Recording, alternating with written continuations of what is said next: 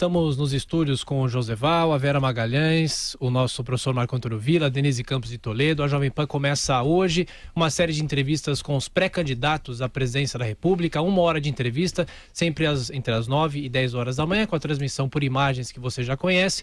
Hoje estamos recebendo aqui o deputado Jair Bolsonaro do PSL. Deputado, bom dia, obrigado pela gentileza. Bom dia, eu espero poder contribuir com todos, com essa entrevista, com esse espaço que graciosamente você está nos ofertando. Deputado, hoje nos jornais trazem algumas declarações de Ciro Gomes. Ele afirmou ontem que o senhor tem soluções, palavras dele, toscas para o país, e ele pretende ir, ou quer ir com o senhor para o segundo turno. Será que ele tenta polarizar a eleição com o senhor? E como o senhor rebate essas declarações dele? O que eu vejo no Ciro Gomes, se ele não fala meu nome, ninguém sabe que ele participou daquele evento. Para ele querer ir para o segundo turno com alguém, ele tem que ter voto para tal. E no momento ele não tem. Tanto é que ele continua uma das suas teses, né, e defender um possível indulto para o Lula, tentando atrair os eleitores dele. Eu acho que nós não podemos ter um retrocesso na Lava Jato. Entrando na mesa dessa barganha política, a questão do indulto aos condenados pela Lava Jato. Deputado, bom dia. É bom com o senhor sempre debater, porque muitos políticos brasileiros fogem do debate. O senhor tem uma grande qualidade, que é vir participar do debate, pôr a cara para bater, para apanhar. É assim como funciona a política, né? Então é louvável muito essa sua disposição para o diálogo e tal. Eu fui buscar aqui, no dia 23 de maio, o senhor esteve aqui do ano passado, né?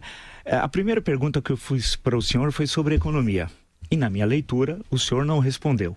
Nesse um ano, acompanhei o senhor para e passo, todos os dias, as questões que envolvem economia. E o senhor continua, na minha leitura, com todo o respeito, não sabendo nada de economia brasileira. Eu queria saber, em síntese, qual é o programa do senhor? Uns 5 pontos, 4, 5 pontos, que o senhor falasse, olha, meu programa econômico é esse. E não só lembrasse aquela piada que o senhor já repetiu algumas vezes, a Dilma era economista, vê o que ela fez com o Brasil. Quer dizer, o senhor não é a Dilma. Não é piada, isso é uma verdade, é uma constatação. É uma verdade. Você acha que é piada, é outra história. Não, mas é uma piada. Boa piada. Agora, aqui é coisa séria. É coisa séria, tá tratando mas o futuro do Brasil. Com uns 4 o que pontos acontece? Você não quer perguntar também se eu sei de coisa de medicina, de agricultura? Não, de economia. Não, peraí.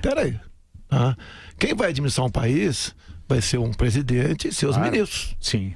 Tanto é que eu estou tendo a satisfação de ter o Paulo Guedes como consultor meu nessa área. Perfeito. E ter ouvido muito ele. Você fala em pontos, né? Sim. Ele quer diminuir o tamanho do Estado. 10, né? Tem que diminuir. Privatização, sim, algumas coisas são estratégicas, eu tenho conversado com ele, dependemos do modelo, nós não podemos simplesmente jogar para cima, e ele não quer isso também, o Paulo Guedes, jogar para cima que nós temos para abater em grande parte a nossa dívida interna. Sim, você tem que abater, mas mesmo assim, as projeções nossas, né? Mesmo você vendendo tudo no Brasil, você vai bater 20% da dívida interna, e o ano que vem vai bater 4 trilhões de reais. Então, um ponto é esse. Eu tenho falado o outro ponto. Nós temos que, quem já não passou, acho que todo mundo já passou algum aperto financeiro na vida, né? Você se preocupa aqui, economizar, no caso privatizando, e o que você pode fazer é um extra. Você vai trabalhar na outra rádio, eu como militar, trabalho à noite, alguma coisa, mesmo sabendo que é ilegal, mas você tem que arranjar um recurso para aquilo, né? Você tem que fazer, digo para ele, tem que entrar mais dinheiro em caixa sem aumentar impostos. Qual seria a fórmula para isso? É desregulamentando, desburocratizando. Eu até falei ontem algo que a imprensa está dando uma certa repercussão, né? A questão trabalhista, você tem que ter uma lei beirando a informalidade, porque ela é muito amarrada no momento. A outra questão que eu tenho conversado com ele, nós temos que agregar valor que nós temos, não é simplesmente exportar, né? Você tem que exportar sim, mas se você puder agregar valor, bem-vindo. Como é que você consegue entrar dinheiro via, por exemplo, o turismo? Você não faz turismo se não tiver infraestrutura e segurança. E o primeiro passo é ter segurança. Não temos segurança no Brasil. O que é agregar valor à exportação, por favor? Você, por em vez de exportar minério de ferro, vamos supor, eu falo até um absurdo aqui, né? Você quem sabe exporte aço, né? Eu sei disso, tá? Depende de energia para fazer o aço, uma série de coisas. E até se a economia nossa não está indo muito bem, tem um lado positivo, olha só, quem diria eu falando disso aí? Você não vai ter um blackout, porque vai faltar energia no Brasil. Eu lembro quando era garoto, tá? Meu pai ia engordar uns porcos pro Natal. O que ele fez primeiramente? Plantou abóbora. Aí 2 meses depois chegaram os porquinhos. O Brasil tem que fazer a mesma coisa. Você tem que pensar no futuro. O que é o futuro? Tem que ter energia, tem que ter uma série de coisas. Agora, quem vai tratar disso, Vila? Com todo respeito ao senhor, tá certo? Eu peço até desculpa se houve alguma coisa que exagerei naquela última entrevista nossa. Foi ótimo, foi a intenção não é aqui eu brigar contigo, com toda certeza tu não vai brigar comigo também não, tá? Então esses pontos, essas questões são as pessoas que estão comigo, que estão chegando de forma voluntária e graciosa, graças a Deus, né? Para ter um bom plano que seja viável. Até tenho dito que o meu plano talvez seja o pior de todos, porque vai estar calcado na verdade. Sobre isso, essa sua parceria com o economista Paulo Guedes, o ouvinte da rádio talvez não saiba, mas trata de um dos economistas mais liberais do país, PhD por Chicago, que é uma escola liberal clássica dos Estados Unidos, e que tem uma ligação com o setor financeiro, setor bancário, setor financeiro, enfim, ele trabalhou para bancos, instituições financeiras até hoje. Queria saber, o senhor, no entanto, como deputado de muitos mandatos, tem uma trajetória parlamentar que é o oposto do que defende o Paulo Guedes. O senhor sempre votou a favor de corporações, contra privatizações, contra a abertura do setor de óleo e gás, contra a abertura do setor de telecomunicações. O senhor disse que o Fernando Henrique merecia ser fuzilado porque propôs uma privatização. Eu queria saber, entre a sua prática parlamentar, e portanto aqui não é achismo de imprensa, não é nada, é algo que está consignado, o jeito como o senhor votou durante a sua vida toda. E o que propõe o Paulo Guedes, não vai uma distância enorme para que se acredite que o senhor realmente vai propor um programa liberal na economia? Primeiro falta uma atualização tua no tocante à questão de óleo e gás. Exatamente o contrário, até com uma visão que todos nós evoluímos, né? Que talvez daqui uns 20 anos... Eu estou falando lá atrás, no governo Fernando Henrique. Até eu votei contra, por exemplo, o Plano Real. Sim. Por quê? Porque isso foi em 94, né? Aquele espaço, janeiro e fevereiro de 94, 2 meses, né? Quando começou o 1º de março, começou a nascer o RV, a média do cálculo do salário dos servidores, do executivo, legislativo, judiciário, passou a ser diferente. Nós do executivo, nós do exército, eu queria que fosse usada a mesma média, para chegar o valor atualizado, uma correção um pouco maior. Como não tive aceitação, eu votei contra. Tá certo agora? Era uma pauta setorial contra um plano que era conjuntural para o Brasil inteiro, o Plano Real, né? Eu era Foi uma visão bem eleito basicamente por voto de militares. Eu estava defendendo os militares das Forças Armadas. Né? Tanto é que hoje em dia, o reflexo vem até hoje. O pior salário do executivo é o nosso. Então tem essa questão. Com essa privatização, sim, a gente evolui, tá certo? E muita coisa, independente... do Paulo Guedes até, nós já evoluímos, como disse para você, a questão do óleo e gás. Então nós o atualizamos e tenho consciência que temos que nos aproximar muito das ideias do Paulo Guedes, não 100%, mas quem sabe 95%, 96% das ideias dele, para a gente conseguir sonhar e o Brasil sair desse estado de coisa que nós nos encontramos no momento. Agora, deputado, desculpe, José, que em relação à economia, o senhor falou que o Paulo Guedes, que seria coordenador, que daria as linhas gerais para o programa de governo. Agora, é preciso considerar que nós estamos num momento muito delicado da economia brasileira, em que eu acho que a pauta econômica seria das mais relevantes. Então, é importante que haja um programa prévio de governo a ser apresentado para a sociedade, para que se possa avaliar com uma segurança maior qual o tipo de perfil de quem vai ser eleito. Porque o Brasil não pode brincar com essa questão de ajuste das contas públicas. O senhor falou em relação às considerações da área trabalhista. Haveria alguma revisão de reforma trabalhista, dos direitos dos trabalhadores, a própria condição da privatização? O que entraria na privatização? Se o senhor considera, por exemplo, privatização dos bancos públicos, de Petrobras, de Eletrobras, que já está na pauta do governo. Então, eu acho que por mais que haja necessidade de se ter uma equipe econômica confiável e que saiba o que tem que fazer, tem que ter a postura do candidato, que é quem vai mandar, porque se discordar, manda o ministro embora e pronto. Denise, os programas de governo, como regra, são peças de ficção. Paga-se milhões por esses planos. Então, mas o senhor não pode apresentar um que não seja uma peça de ficção? Eu tenho falado que o meu será o pior deles. Não o pior por ser o pior, mas que será se aproximar, que será realista. Essa que é a ideia. Então, mas quais os pontos? Quando você fala, por exemplo, em reforma trabalhista, CLT, o que eu tenho conversado? O que eu quero, o que você quer, pode ser o melhor do mundo, mas você tem que ter um olhar para o parlamento. Lá nós temos o gargalo. Quando chegou a reforma da Previdência, eu estava no Piauí.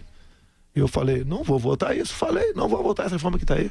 Tá? Até porque começava com, por exemplo, policial militar, 65 anos. A expectativa de vida no Rio está em torno de 50 anos para essa categoria. Tá? Estava ali, a ideia era depois botar as forças armadas. Tiraram os militares da reforma. Foi tirando, foi virando. Eu acabei não acompanhando mais. Todo dia mexia alguma coisa. Quando tiver a proposta final, já que eu tenho participado pouco em Brasília, eu tenho andado o Brasil todo, eu vou ver como é que me posiciono nessa questão. E assim eu fiz. Dependemos do parlamento, não é o que nós queremos. Agora, tem as corporações que agem pesadamente dentro da Câmara. Você tem que levar em conta isso. Não é o que eu quero. O que você quer, o que o Paulo Guedes quer. Não, mas tem que ter um programa. Nós vamos apresentar um programa. O eleitor não pode votar no escuro. O programa, você tem que apresentá-lo, né? Por ocasião do registro da sua candidatura. E nós então isso vai ser apresentado? Lógico que vai ser. Isso faz parte da legislação. Só em agosto, deputado? Não sei se antes. Eu acho que quanto mais tarde, melhor preparado ele será. Eu acho que deputado, um assunto que o senhor conhece muito. O problema das fronteiras do Brasil e da violência do país. Como é que o senhor vai resolver isso?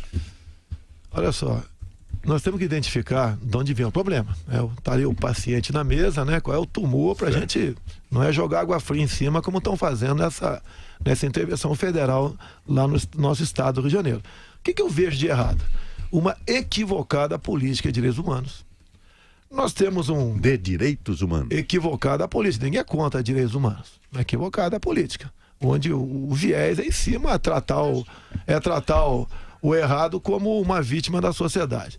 Ultimamente tivemos aqui a questão das audiências de custódia. Mas, deputado, desculpe, a pergunta era sobre fronteira. O senhor está falando de direitos humanos? Mas eu estou dando o diagnóstico da violência. Ele fez uma pergunta 3 itens para mim. Estou falando da questão da violência, o diagnóstico da violência. A política, falo muito em política de desencarceramento, tá? No meu entender, não tem que existir isso daí, tá? A questão de saidões, nós tentamos na Câmara, de 7, passamos para 2 ou 3 saidões na Câmara, o Senado barrou lá. Esse próprio delegado da Polícia Federal, que havia trabalhado com meu filho aqui em São Paulo, foi assassinado por um dos bandidos, né? Estava no saidão dos Dias das Mães. E você, né, tem que realmente tirar o marginal da sociedade. Você tem que dar uma retaguarda jurídica para o policial. Você pode ver, essa menina, essa senhora que matou esse marginal na escola, né? Eu acho que ela até deu sorte, porque não é eleitoral. Mas, deputado, e as fronteiras, deputado? Vou chegar lá, calma, Vila.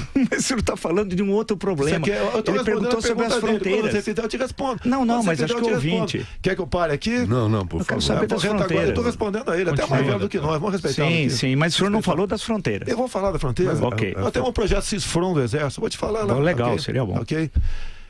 Então, me perdi aqui, tá? Está falando da moça, da senhora. Da senhora.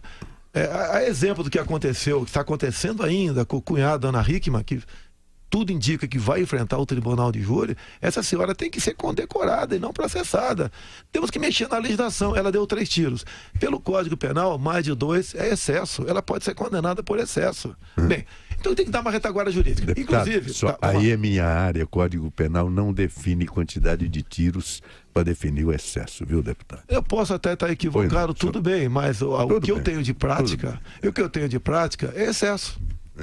Dá mais de 2 tiros. A legítima defesa fala no excesso. Tá. Inclusive, olha só, então olha, já que eu estou entendendo o assunto, por favor. O caso da Ana Hickman, a acusação do MP excesso de legítima defesa. Por que excesso? Porque deu mais de 2 tiros e foi na cabeça. Exatamente. Então chama-se... Inventa-se no Brasil muita coisa. Excesso de legítima defesa. Então... Em parte, pelo menos eu tenho razão aqui, mas não quero vir aqui para questionar. Sim, o senhor tem mais conhecimento, com toda certeza, eu não sou advogado. Isso, vamos falar da fronteira. Fronteira. Nós temos aproximadamente 17 mil quilômetros, fronteira seca. O México, com os Estados Unidos, tem em torno de 3.500, mais ou menos isso. Não consegue, com toda a sua tecnologia, selar a fronteira. Você pode ver, há poucos dias, poucas semanas, a senhora governadora de Roraima falou em fechar a fronteira com a Venezuela. Um primeiro momento, vamos supor até que ela conseguisse uma autorização para isso, que seria a União que faria isso aí, não ela.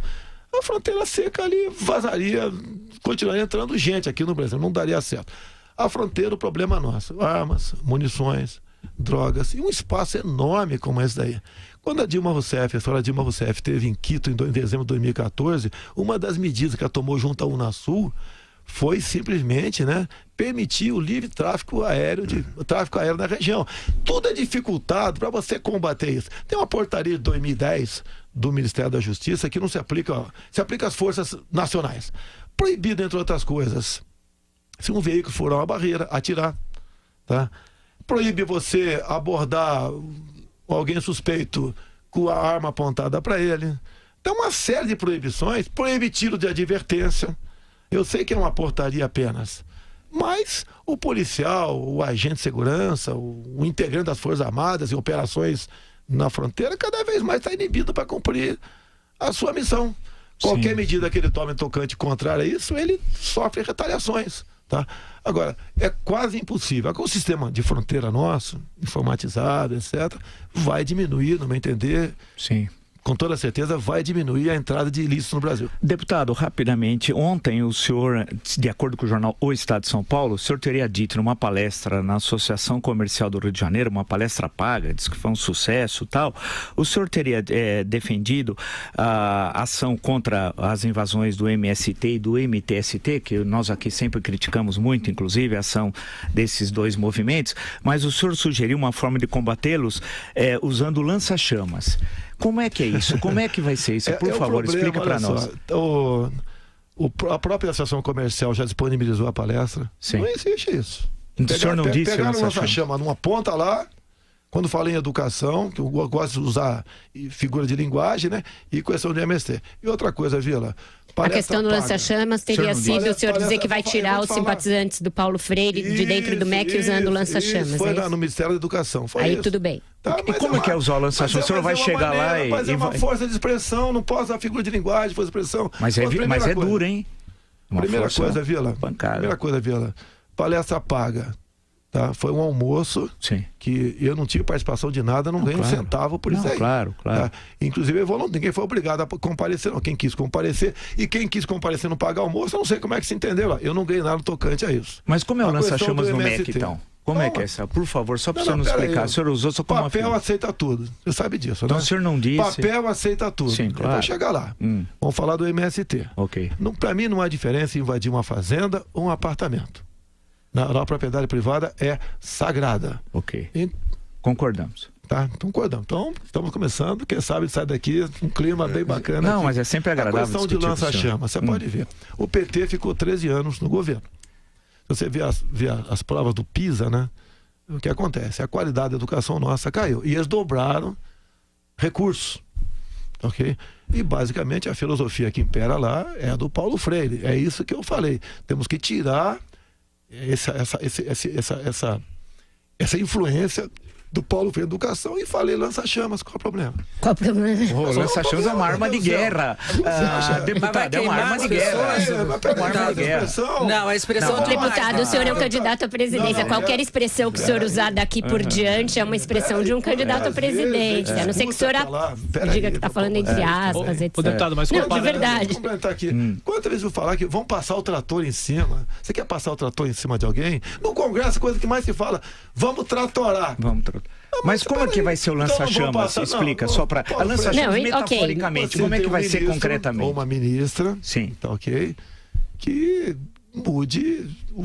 busque a mudança via parlamento, o currículo escolar. Mas o PT já saiu do poder, tá, deputado. Okay. O seu discurso todo, como um todo, é muito focado numa contraposição com o PT. Acontece que o governo Michel Temer já tirou o PT do poder. A gente já vive uma era pós-PT. Me parece que o senhor ainda está polarizando com o Lula, sendo que ele está preso.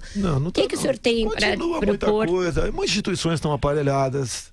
Tá? Tem gente lá dentro que tem essa filosofia. Mas o MEC estava com o DEM até agora. O DEM agora tomou uma providência com essa ideologia de gênero. Agora. Depois de ter mais de um ano lá dentro. Agora. Porque tem eleições pela frente. Que tem que agradar aqui a bancada evangélica. Setores são contra a ideologia de gênero. Agora chegou na fase da maquiagem. Tá? Quando muitas vezes a gente vai pra rua, eu arrumo minha gravata, né? Escova os dentes melhor, bota um perfuminho, você bota uma maquiagem, né? Botei. Tá certo? Deputado, a gente tem que ir pro intervalo, mas comparando com o senhor na visita de um ano atrás com o professor Vila, o senhor tá meio na linha Bolsonaro, paz e amor ou não? Cada vez mais apaixonado pelo Vila. Agora são 9h20, estamos recebendo Jair Bolsonaro aqui nos estúdios do Jornal da Manhã, na nossa abertura da série de entrevistas com os candidatos. Um rápido intervalo, voltamos já, você continua na nossa transmissão, som e imagem aqui na Jovem Pan. Até já. Que tal passar as férias de julho com toda a família no resort mais exclusivo do Brasil? O Transamérica Comandatuba tem mais de 80 opções de esportes e lazer, 21 quilômetros de praia, voo direto para o aeroporto da ilha, programação rock and roll, com Camp Rock for Kids e o melhor, agora é all inclusive. Comprando o seu pacote com a To Go Travel, você tem cortesia de hospedagem de 2 crianças e os 10 primeiros que comprarem ainda ganham 10% de desconto nas diárias. Mas corra, essa promoção é por tempo limitado. Ligue 4003-3216 ou acesse www.togotravel.com.br e consulte condições. Transamérica Comandatuba All Inclusive é com a To Go Travel. Fala pessoal, a Bradesco Seguros está trazendo uma grande oportunidade para você em comemoração ao Dia do Seguro, comemorado em maio. Tô falando da Quinzena do Seguro, que traz ofertas até o dia 27 de maio. Um exemplo é o cartão de crédito Bradesco Seguros, com a primeira anuidade grátis para titular e adicional. Você não pode perder essa, né? Fale com o seu corretor, vá a uma agência Bradesco ou acesse nosso site para conhecer todas as ofertas. Bradesco Seguros, com você sempre. A Gocil oferece soluções completas de segurança e serviços para a sua empresa. A Gocil alia soluções tecnológicas, profissionais altamente especializados com um modelo de gestão operacional desenhado especificamente para o seu segmento e rotina da sua empresa. Nós somos a Gocil, dedicada à prestação de serviços com inovação e excelência operacional. Acesse o nosso site e conheça mais. gocil.com.br. O brasileiro é tão apaixonado por futebol que aonde você vai tem um campo. Se não tem, inventam. Porque o futebol é raça, união, superação, saúde. E no campo da saúde, quem está em todo o país é a Neoquímica, que leva remédios de qualidade a todas as famílias do Brasil. Neoquímica, o remédio da família brasileira. Venha saborear o melhor da culinária francesa no Freddy. Experimente nosso almoço executivo, R$ 99,00. Entrada, prato principal e sobremesa. Você vai ver como o ambiente sofisticado, a qualidade no atendimento e a dedicação no preparo fazem toda a diferença. Freddy, ícone da gastronomia francesa. Rua Pedroso Alvarenga, 1170, no Itaim Bibi. Reservas pelo telefone 3167-0977. 3167-0977. Acho que ainda não passou, né? 9h23, a Jovem Pan está entrevistando o candidato do PSL, Jair Bolsonaro, abrindo a nossa série de entrevistas nessa última hora do Jornal da Manhã. Bom, depois da declaração do bloco anterior, o professor Vila começa esse bloco. Deixa eu perguntar uma questão para o senhor. É a seguinte, quando eu ouço o senhor falar, eu acompanho... declaração, você ia perguntar sobre os gays. Não, eu acompanho muito todas as questões do senhor, o dia a dia por obrigação de ofício aqui na Jovem Pan, conjuntura política e tal, e muitas das declarações que o senhor faz, me parece que é base muito no improviso e no voluntarismo, que não há uma coisa concreta e o senhor vai falando conforme a questão aparece e tal. Um exemplo concreto. Ontem é atribuída ao senhor, então eu digo atribuída porque não sei se é verdadeiro ou não, o senhor teria dito também na ação comercial do Rio de Janeiro, de acordo com o jornal O Globo, que o senhor extinguiria o Ministério do Meio Ambiente. Então o senhor parece aquele sujeito que joga o bebê com a água suja do banho fora. Quer dizer, uma coisa é os excessos eventuais do Ministério do Meio Ambiente, outra coisa é a extinção. O senhor defende efetivamente a extinção do Ministério do Meio Ambiente? Fusão. Há uma diferença muito grande. Fusão. Com a agricultura? Fusão, sim, com a agricultura. Se eu não me engano, o Canadá tem isso, eu não me engano. O que eu vejo em Brasília... Olha, Vila, com todo respeito a você. Sim. Eu estou em Brasília, eu conheço, eu vejo as coisas cara a cara, diferente de você que às vezes vê pela mídia aqui, por jornais, né, outros órgãos de informações ali. Tá? Sempre há um conflito. Você pode ver, questão ambiental. Se você for para o campo, como eu tenho ido junto ao agronegócio, à agricultura familiar, eles têm um terror em receber um fiscal do IBAMA, do ICMBio.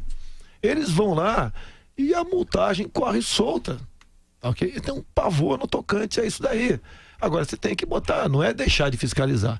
Você tem que fazer com que o produtor rural tenha até o prazer de receber um fiscal. E num primeiro momento, oriente como deve ser a multa de trânsito. E no segundo momento, se não chegou a um acordo... daí vão para a multa, sem problema nenhum. Então tem esse problema. O homem do campo está cheio de problema. São invasões, tá? É a emenda constitucional 81, que vale a pena discutir um dia, quem sabe vale a pena até um dia discutir esse assunto aqui, que ela relativizou a propriedade privada no campo e na cidade. Tá ok? O campo tem problema também, vai para o transporte, para escoar produtos. Está sendo votado agora, discutido uma questão sobre agrotóxico. Então, as informações que a gente tem reais, né? Outros países desenvolvidos usam muito mais do que nós. Então, há uma demonização no tocante a muita coisa no campo. Isso pode definir, por exemplo, porque eu não sei, o Álvaro Dias, ninguém dos pré-candidatos tem voto lá dentro.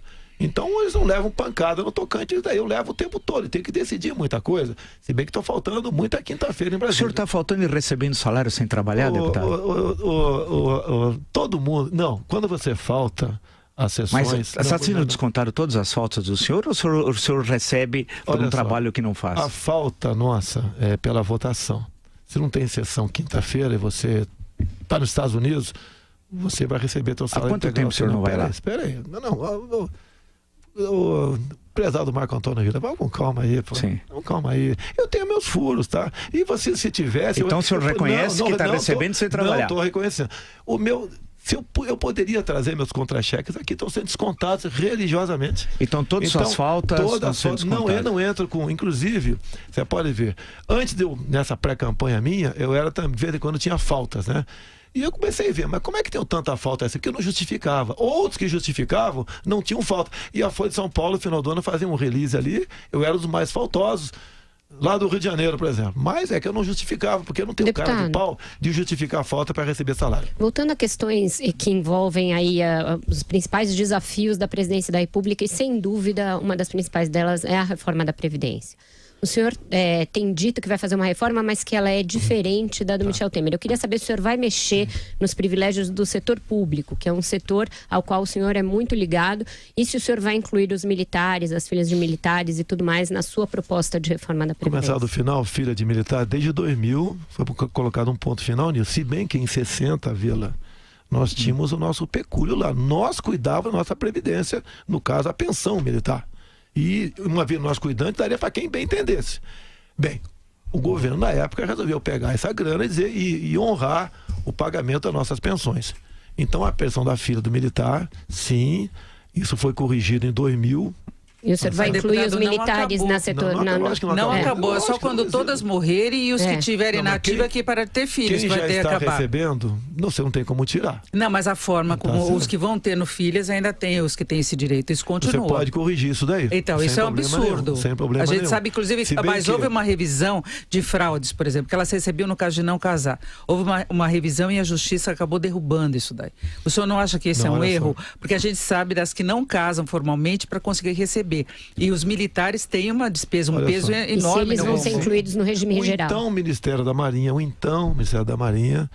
fez um estudo na época, né? Se os recursos nossos tivessem conosco, que nós não fizemos como postales, né? Não faríamos como postales, comprar papel na Venezuela. Nós, né, teríamos para pagar por 108 anos a pensão da filha do militar. Então, mas pode separar isso? Olha só. O que está feito, você não tem como desfazer. Tá? Você tem razão. A minha filha hoje em dia será pensionista. Você tem razão. Você tem razão nisso aí. Eu acho que isso é uma distorção. É uma distorção que você pode ver. Sem problema nenhum. Agora as filhas que nasceram até aquela época é outra história. Não, aí não, mas aquelas de fraude que não casam, mas tem renda, tem que ser em casamento. Não, mas eu vou falar uma coisa contra mim. E não interessa se a filha do militar é casada ou solteira, ela ganha a pensão. Então você tá entendendo? Eu não vou esconder nada de você. Mas tem um custo. Tocante a isso. É lógico que tem. Em relação ao regime geral, como é que o senhor vai fazer? Como a filha do servidor civil, se eu não me engano, até... Também tem 80 e pouco, tem ideia.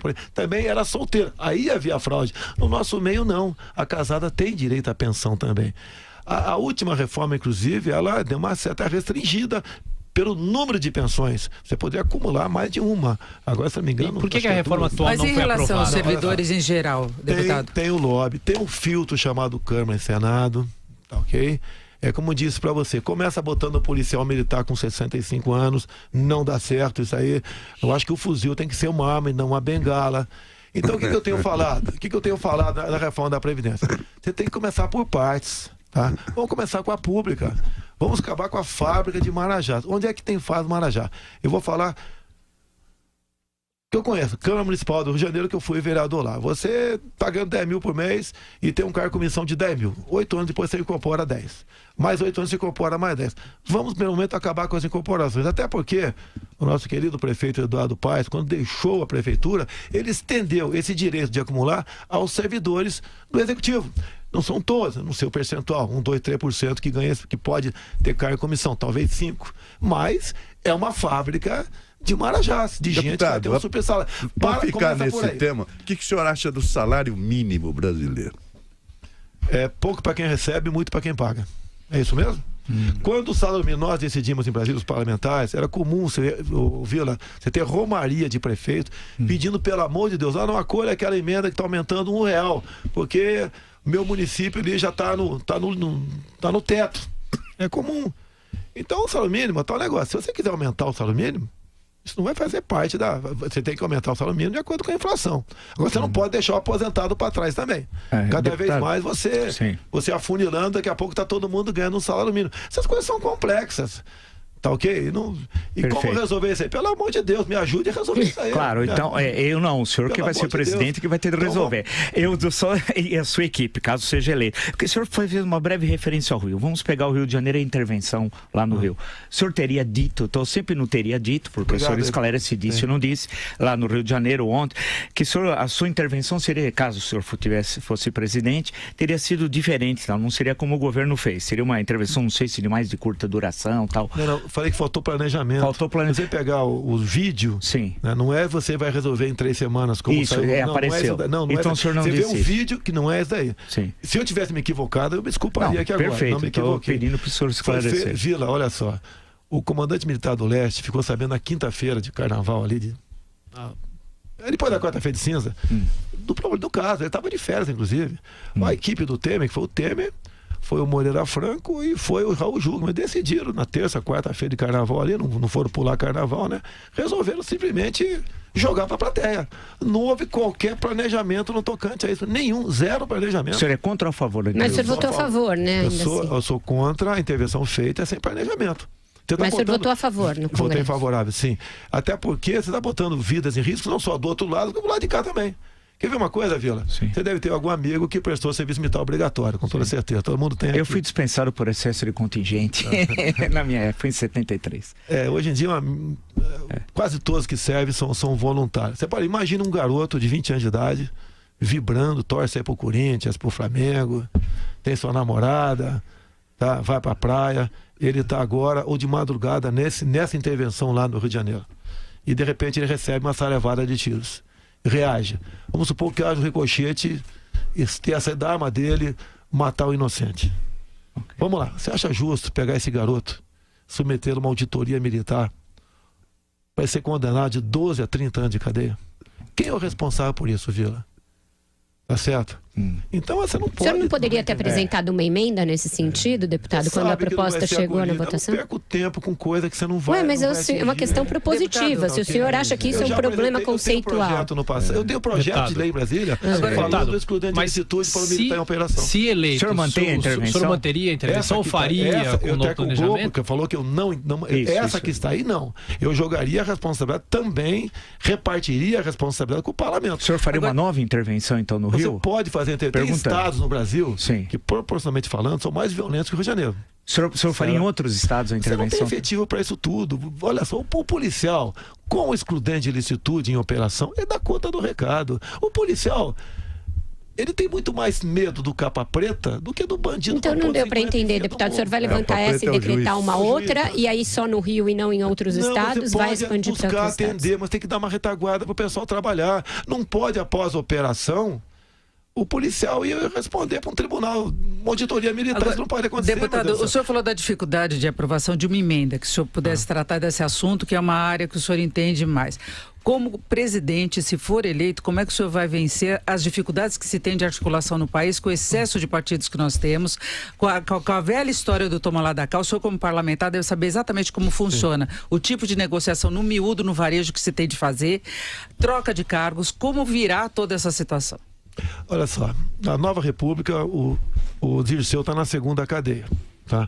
Na primeira foi em função do quê? Dinheiro vivo para comprar voto. Certo, Vila? Sim. Dinheiro Vila, mensalão. Tá falando mensalão. Mensalão. Tá. Nesse segundo tempo, o tal do Petrolão. Tem muita gente respondendo o processo, não sei se tem alguém preso por causa disso já. É aquela questão da propina legal. A empresa, em vez de dar por fora para você, a empresa dá para o teu partido te repassa, e o objetivo é o quê? Comprar voto. O senhor nunca recebeu dinheiro dessa forma? Através do seu partido? Nem o delator falou nada até agora, né? Mas lembra que nós conversamos aqui a história daquele dinheiro que o senhor recebeu, viu? Isso. Aí o senhor passou o partido e o partido devolveu para o senhor? Não, eu falo da JBS para você, eu falo. Sim. E o terceiro tempo agora, comprar voto. Quando um presidente negocia, dá para partido tal ministério, também está comprando voto. Concorda, Vila? Também está comprando voto. E eu acho que essa prática não pode continuar. Porque aí, o que eu sinto, o que eu vejo, né, que eu constato dentro da Câmara, é a origem da ineficiência do Estado e corrupção. Vila, em 2014, Vila, a legislação mudou no tocante a doações.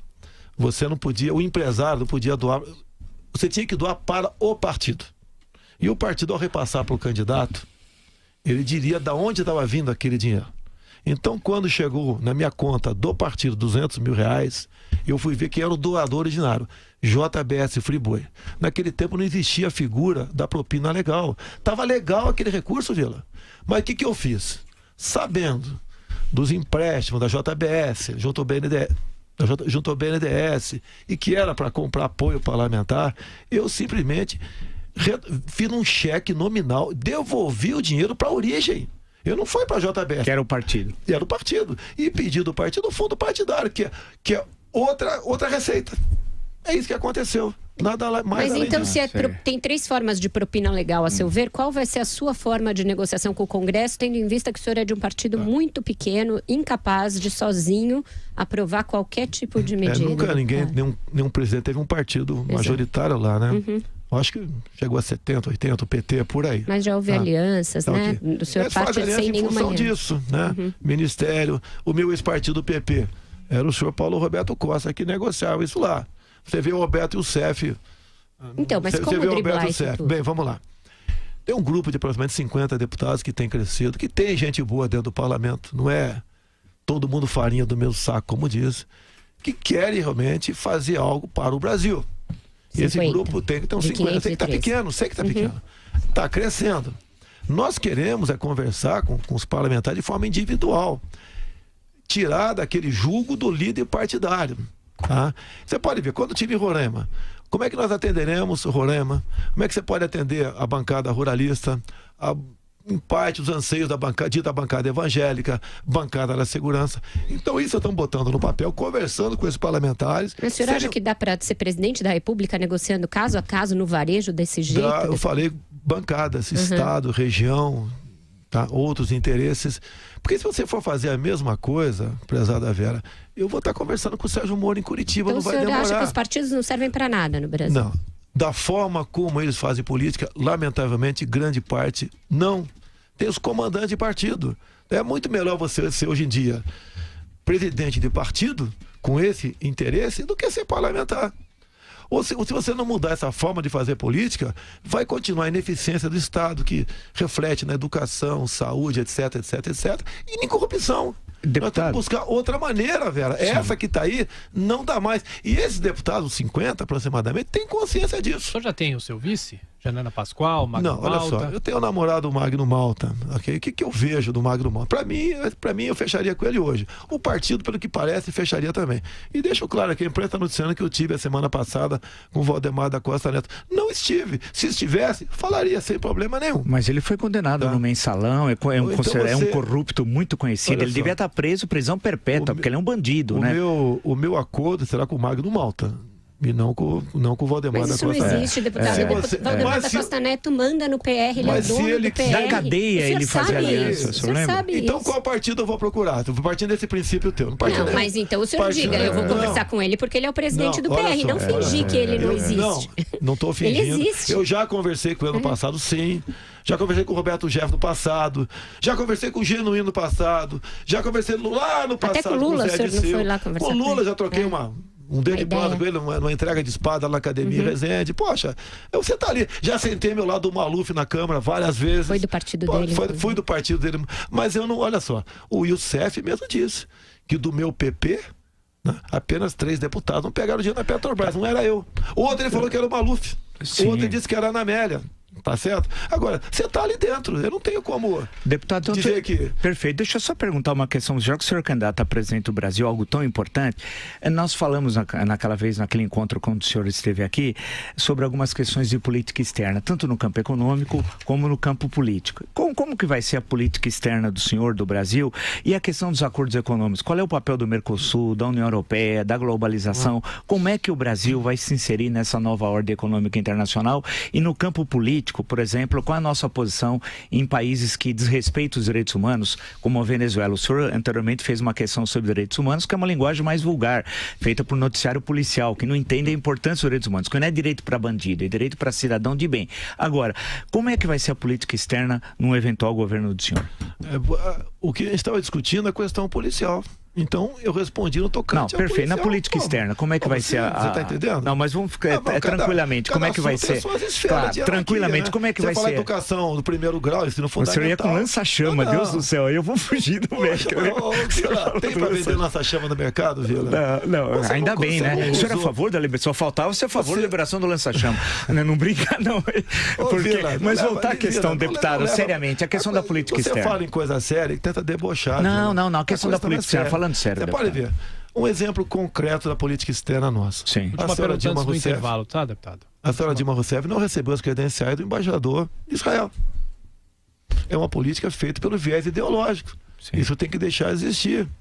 Tá? Eu, particularmente, vejo com bons olhos o bilateralismo. Você pode ver, fui procurado esses dias, eu sei que faz parte do Mercosul, né? Por um deputado recém-eleito, que vai fazer parte do atual presidente eleito no Paraguai. Ele quer se aproximar de nós e, logicamente, interessa. O Paraguai, eu sei que o PIB do Paraguai é menor que de muitos estados no Brasil, mas estão crescendo 7% lá. Mas o nosso exemplo não pode ser o Paraguai, com todo respeito ao Paraguai. Nós somos um grande país, né? Eu acabei de falar para você que o PIB do Paraguai é menor que muito estado do Brasil. Perfeito, não, o senhor tem razão. Eu sei que com toda certeza você entende muito mais economia do que eu.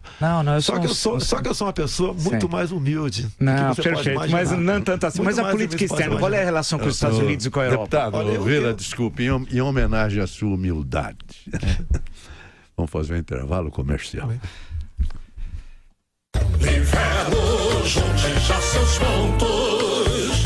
Padaria, drogaria, junte pontos no instante. Barzinho, lanchonete, até no restaurante. Compre pontos, ganhe pontos, vale até da sua empresa. Junte pontos com parceiros. Liberdade é uma beleza. Inverno, junte já seus pontos. Junte pontos usando o seu cartão de crédito no dia a dia ou comprando nos nossos parceiros. Inverno, junte já seus pontos.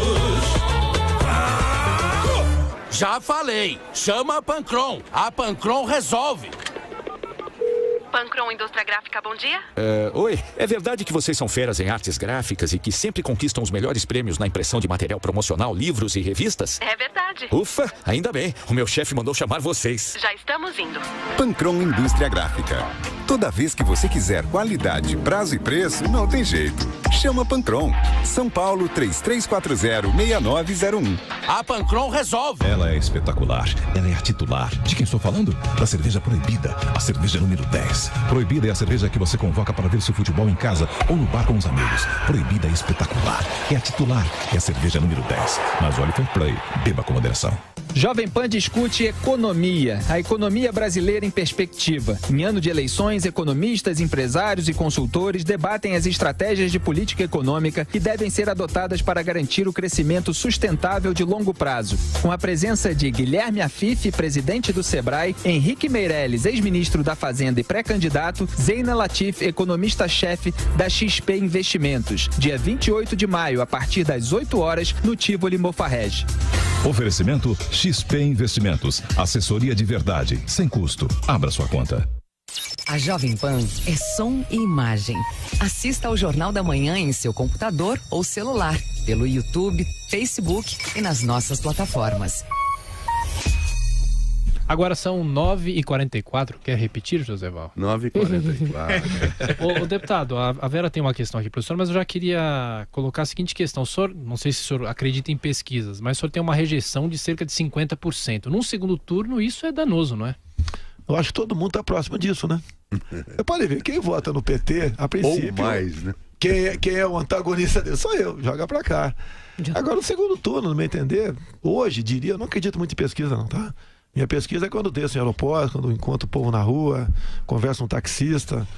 E eu não tenho obsessão pelo poder, então estou tranquilo no tocante a isso daí. Mas hoje em dia seria eu, quem está em segundo é a Marina, tá? Que está junto com o Ciro também. Vai depender de quem o PT, no meu entender, resolver dar uma forcinha. Tá? Vai continuar essa polarização. E acredito, entre eu e mais um, Vila, eu acho que o voto está decidido na cabeça da maioria das pessoas de imediato. Você acha que o senhor vai com quem, então, para o segundo turno? Marina ou Ciro, eu não sei, para mim tanto faz. Pegando uma carona no que a Vera disse, e aqui em São Paulo, o senhor apoia quem para governador? Bom, o quadro não está definido ainda. Tem o Dória, que falou que você acabou de falar nos Estados Unidos que seria um desastre, né? Eu nunca ataquei o Dória. Paulo Scaff, eu sou simpático, vou falar que sou simpático. O Scaff, não conversei com ele sobre isso. Pode ser até que ele não queira meu apoio, então eu sou simpático. Márcio França? O Márcio França vem do sistema atual. Tá? O senhor não vai apoiar ninguém, então prefere se manter à distância? Eu estou tão fraquinho nessa questão de base eleitoral. Não, né? Aqui em São Paulo, o senhor não vai ter, não vai apoiar. Desses candidatos que estão aí, eu sou simpático ao Scaff, isso que eu posso dizer. Deputado, o senhor enfrenta aí 2 denúncias no Supremo, uma daquele caso da deputada Maria do Rosário e outra mais recente em que a Procuradora-Geral da República, Raquel Dodge, denunciou por acusação de racismo. Racismo é uma cesta de denúncia. Ok. O senhor, nos 2 casos, tentou que as denúncias fossem rejeitadas com base no seu direito parlamentar à livre opinião e nos 2 casos isso não foi acatado. Agora que o Supremo decidiu que crimes comuns devem ser julgados em outras instâncias e, portanto, tirados do Supremo, o senhor pode mudar a sua estratégia para tentar que os processos desçam para a primeira instância? Quem trata a estratégia é o meu advogado. Por coincidência, que me ajuda está aqui do meu lado aqui agora. Tá? Essa é a estratégia. Tá? Eu não é apenas imunidade parlamentar por quaisquer palavras, opiniões e vozes. Eu, no meu entendimento, que eu não ofendi ninguém. Até na lei do racismo, pelo que eu vejo lá, traduzindo para o nosso linguajar, para o meu linguajar, né? Eu não permiti, por exemplo, que um cabo saia sargento no quartel porque ele é afrodescendente. Você não vai entrar nesse elevador por causa da cor da tua pele. Não aquilo. Pode ser algo de mau gosto, falar que ele pesava 7 arrobas, sim, pode ser, me desculpo até, sem problema nenhum. Mas foi num ambiente lá de absoluta tranquilidade. Nada mais além disso. Agora, você pode ver, nessa sexta, tá no tocante uma acusação que eu estou perseguindo índios também. Eu sou o capitão Custer, né? Com toda certeza. Porque eu tenho falado que hoje em dia... General, ele era general. Mas eu sou capitão, General, era general. Você está coçando o tempo todo. E morreu em Little Big Horn. Eu tô achando que isso é amor, Não. Eu quero, se você me permite, quando acabar o programa, dar um abraço. Claro, mas o senhor acredita que essas denúncias vão adiante, que elas podem ser um impeditivo para a sua candidatura, Vera, por exemplo? Não, impeditivo não, até porque não dá tempo, né? A não ser que haja uma catástrofe, haja algo anormal no Supremo Tribunal Federal. Agora, isso prejudica, eu tenho que explicar como... Por exemplo, por estar discutindo outra coisa contigo agora, estou discutindo isso. O que eu falei, a questão de índio? Depender de mim, não teremos mais 1 centímetro quadrado para índio. Isso a senhora Raquel Dodge, a sua assessoria, entendeu que eu estou agredindo o índio. Também me acusou de xenofobia. Nós não podemos ter um país aberto, como abrimos na última lei de imigração nossa. Fui em Roraima ver os problemas lá, tá certo? Então, essas questões entram na bolsa. O senhor vai revogar a lei de imigração? Essa que tem que ser mudada. Não é que eu vou revogar, depende do parlamento, eu vou propor. Propor a revogação e a troca pelo quê? Vamos propor uma nova lei. Deputado, não ficar um país sem fronteira como nós temos no momento aí. Tem muita gente aqui nas redes sociais, Joseval, deixa eu só colocar essa pergunta para ele, falando que pesquisas mostram que 80% dos eleitores querem um candidato novo. O senhor seria esse novo? No tocante ao executivo, eu sou virgem. Tá? Não tenho nenhum cargo, inclusive nunca indiquei uma pessoa mais humilde que seja para ocupar um cargo no executivo. Eu estou lá dentro do parlamento. Inclusive, você pode ver, eu nunca votei com partido nenhum. Apesar de ter integrado o PP, entre outros partidos, nunca votei com partido nenhum. Tanto é que eu estou fora dessas maracutaias que tem por aí. Porque o que um parlamentar tem para negociar dentro do Congresso? É o seu voto. O executivo vê apenas seu voto. Eu sempre votei de acordo com o meu entendimento do pessoal que estava do meu lado. tá ok? Os outros são velhos, Ciro Gomes, Geraldo Alckmin. Olha só, você vê o Ciro Gomes, que tem falado a meu respeito, né? Ele continua falando que quer um indulto pro Lula. E daí ele falou... Mas ele negou, né, isso? Tanto lá na Suécia, naquele português inglês dele, quanto ontem. O que ele negou é o seguinte, o que ele falou foi o seguinte... Ele disse que o Lula nem pode ser contemplado porque o Lula não se julga culpado. Agora você pode ver o Hélio Gaspari, que ideologicamente não se afina comigo. A questão de 5, 6 semanas, no domingo lá, ele falou que no balcão de negócio, Vila, para composição de quem vamos apoiar no futuro, né, está o indulto para o pessoal do Lava Jato. E escreveu o Hélio Gaspari que o único pré-candidato dos que tem chance que não aceitariam isso, segundo o Hélio Gaspari, é o Jair Bolsonaro. Deputado, outra afirmação pesada, quente sua, foi que no problema da superlotação, o senhor não tem problema, que o senhor empilharia condenado em cima de condenado. Como é que o senhor vai resolver o problema da superlotação? De verdade. A gente vai sempre no problema, né? Tem recurso para fazer novas penitenciárias. Eu acho que quase todo o orçamento, está comprometido com despesas obrigatórias, ok? Agora, entre uma opção de empilhar e deixar um estuprador na rua, eu prefiro ele empilhado. É a minha opinião de cidadão brasileiro, que sei, né, mas que é pela Constituição, o presidente da República não pode fazer isso, deputado. Não pode o quê? Não pode empilhar preso. Não, olha só, hoje em dia, um policial militar pega um cara cometendo um crime aí fora. Ele vai em 24 horas para audiência de custódia. Diz as pesquisas que 50% estão postos na rua.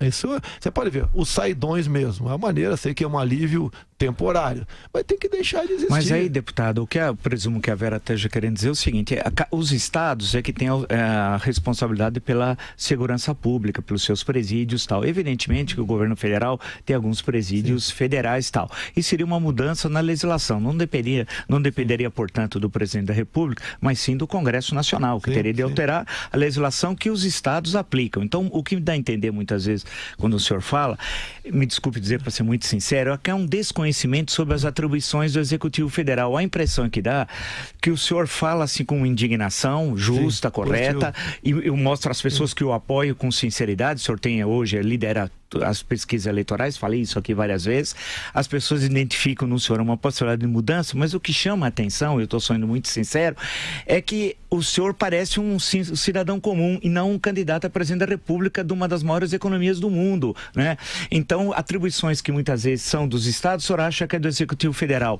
O que o senhor acha que é do senhor é do Congresso. Então, o senhor sequer sabe as atribuições. Vila, em nenhum momento eu falei que vou fazer isso, fazer aquilo. Eu acho que 90% mais ou menos, e a ação de qualquer presidente passa pelo parlamento. Eu me indigno, eu continuo sendo cidadão, Vila, eu continuo sendo de carne e osso. Tá? Se eu morrer aqui agora, eu vou cheirar tão mal quanto o cara que não tem nada e morreu no dia de ontem. E tem uma frase até mais pesada, para deixar claro aqui. Eu prefiro a cadeia cheia de vagabundo que o cemitério cheio de inocentes.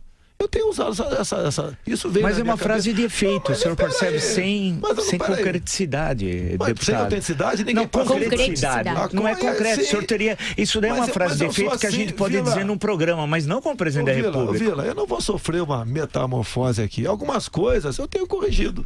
Sim. Outras não deu para corrigir. O senhor corrige o que o senhor disse sobre o Chaves? Sobre o ditador Chaves, o senhor disse que era uma esperança para a América Latina e gostaria que essa filosofia, expressão do senhor, chegasse ao Brasil. O senhor corrige isso? Faltou você botar o ano disso aí, Vila. 1999. Obrigado, Vila. Agora sim, a imprensa bota isso, não bota o ano. E você...